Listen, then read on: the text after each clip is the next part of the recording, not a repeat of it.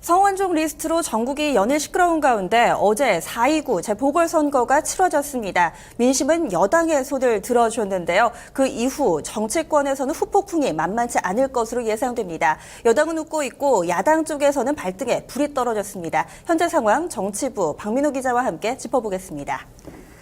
네, 우선은 어제 선거 결과부터 짚어보겠습니다. 자세하게 좀 분석을 해주시죠. 네, 어제 4.29 재보궐선거가 미니 총선이라고 불렸습니다. 결과적으로 보면은 새누리당이 압승했고요. 새정치연합은 한석도 가져가지 못했습니다. 이른바 성완종 리스트로 정권 심판을 강조했던 새정치연합이 참패했고요. 그리고 천정배 전 의원이 이제 새정치연합을 탈퇴하고 광주 서울에서 무소속으로 당선이 됐습니다. 선거에서 특히 수도권은 정권과 현재 전국에 대한 나침판 역할을 할 정도로 매우 중요한 부분입니다. 여론이 어디를 향하고 있는지 비교적 정확하게 표시하고 있기 때문에 수도권에서 여당이냐 야당이냐 어떤 정당이 의석을 가져가는가가 상당히 중요합니다. 새누리당은 애초에 이제 4곳 중에서 2곳만 이겨도 승리라고 여기는 분위기였습니다. 성완종 리스트 때문에 최소한의 목표치 2석을 잡았었는데요. 막상 뚜껑을 열어보니까 민심의 표정은 상당히 달랐습니다. 4곳에서 각각 오신환, 안상수, 신상진 후보가 승리했고 야당 텃밭인 광주에서도 무소속 천정배 후보가 자리를 가져갔습니다. 네.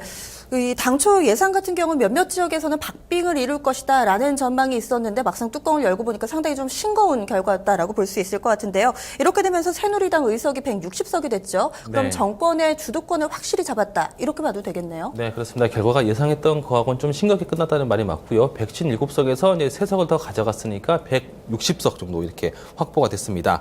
사실상 여당의 완승으로 이제 재보궐선거가 끝나면서 한국의 전국 주도권이 이제 새누리당 손안에 넘어갔다고 볼 수가 있겠습니다.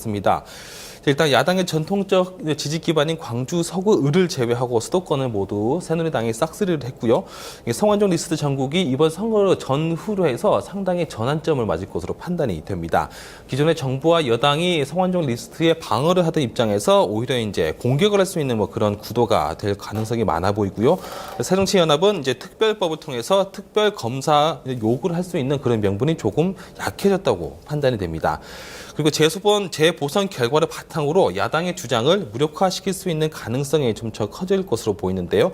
박근혜 정부도 집권 3년 차에 국정 동력을 재확보하는 데 상당히 무게감이 실릴 것으로 보입니다.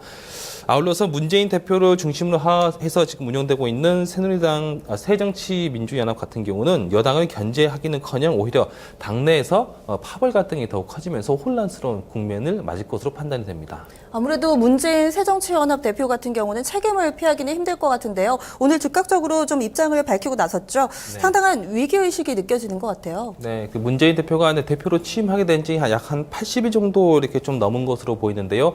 취임하자마자 얼마 되지 않아서 이제 재보궐선거를 맞이하게 됐는데 대패를 하고 나서 무엇보다 최대의 위기 상황에 몰렸다고 볼 수가 있겠습니다. 정말 전패를 할 것이라고는 전혀 예상하지 못했었는데요.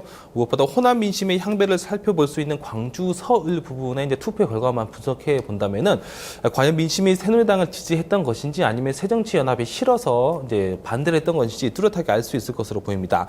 다시 말하면은 무능한 야당을 더 이상 국민들이 선택하지 않았고 파벌 싸움에 지칠 대로 지쳤다는 것을 보여주는 한 사례라고 판단이 됩니다. 문재인 대표는 그래도 오늘 오전 10시에 이제 선거 패배에 대한 공식적인 입장을 발표했습니다. 박근혜 정부의 경제 실패, 인사 실패, 부정 부패에 대한 국민의 경고를 제대로 전달하지 못했다면서 송구스럽다. 이렇게 이제 입장을 발표했고요. 그리고 앞으로 이제 대한정당으로서 더욱더 커져 나가기 위해서 자신을 돌아볼 수 있는 그런 시간을 좀 가질 수 있도록 노력을 하겠다라고 공식적으로 밝혔습니다. 그리고 대통령 측근의 부정부패가 이번 재보궐선거로 인해서 더 가려지는 그런 효과가 있으면 안 된다라고도 강조했습니다.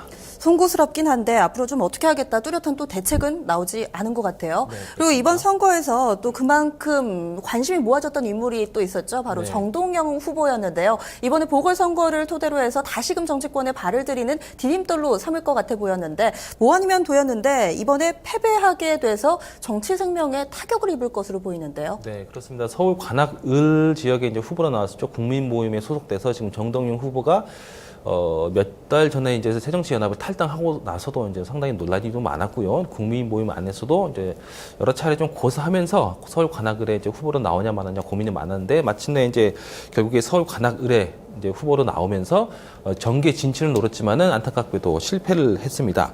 정동영 후보가 이제 지지난 대선에서 대선 후보로 나왔을 때도 좀 상당히 정치적으로 타격을 많이 받았었는데요. 이번에도 이제 관악 을에서도 이제 주민들이 이제 선택을 하지 않음으로써 앞으로 정치 생명이 사실상 마감될 수 있는 그런 시기에 접어들었지 않았나 싶습니다. 네, 이 새정치연합을 탈당하면서 이제 재보궐 선거에 이렇게 좀 무리하게 좀 나왔었는데요. 명분도 좀 많이 잃었고 그리고 실리도 상당히 많이 잃었습니다. 야권을 배편하고 정부를 심판하겠다고 그렇게 호기 좋게 나왔지만은 무엇보다 결과는 상당히 초라했죠. 그리고 새누리당에게 어부지리로 의석 하나 던져준 꼴이 됐습니다. 무엇보다 이제 선거 결과를 살펴보면은 새정치의 정태호 후보 그리고 정동영 후보 둘을 합치면은 50%가 넘는데요. 이 둘을 만약 합쳤을 때 이제 새누리당 오신환 후보를 충분히 이기고도 남았던 그런 표라고 볼 수가 있습니다.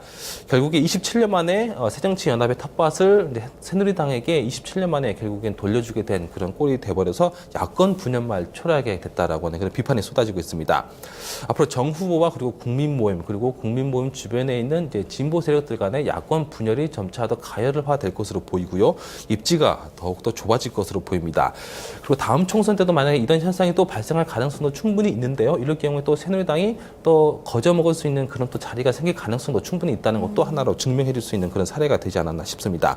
자, 앞으로 이제 정동영 후보의 이제 행보가 좀 주목되는데요. 이제 인재 영입도 사실상 어렵다고 볼 수가 있고요. 그리고 또 무엇보다 이제 단 한 명의 국회의원도 새정치연합에서 데려오지 못했기 때문에 여러 가지로 이 실패에 대한 책임감을 다 안고 정치적으로 내리막길을 걸을 것으로 판단이 됩니다. 네, 이번 4.29 재보궐선거 여러모로 좀 야당의 입지만 좁아졌네요. 네. 알겠습니다. 말씀 고맙습니다. 네, 고맙습니다.